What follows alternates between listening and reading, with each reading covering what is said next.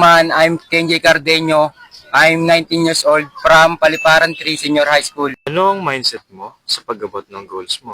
Ang mindset ko pang maabot ang pangarap ko para sa pamilya ko at para sa sarili ko. Gusto maging mayaman.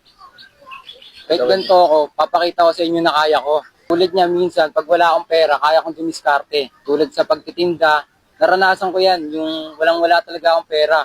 Hindi ko alam kung saan nakukuha. Pero kahit gano'ng kahirap ang buhay, huwag kang kakapit sa patalim. Gumawa ka pa rin na mabuti. Gumawa ka ng mga bagay na pagkakakitaan mo, magtinda ka.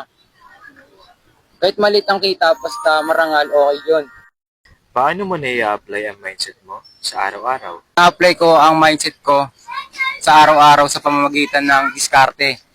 Tulad niyan, habang nag-aaral ako, minsan pag uwi ko na, sideline ako. Para kahit pa paano may pumapasok sa akin income.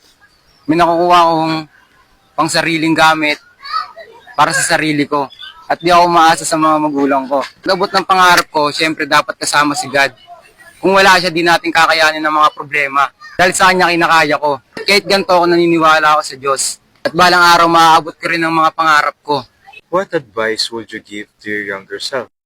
Yo, ang advice ko lang sa aking sarili, sipagan mo lang palagi. Dahil may kasabihan tayong tumingin sa nilalakaran, baka maling landas ang dinadaanan. Yo, shoutout sa mga tropa ko dyan sa Paliparan 3. Yo man.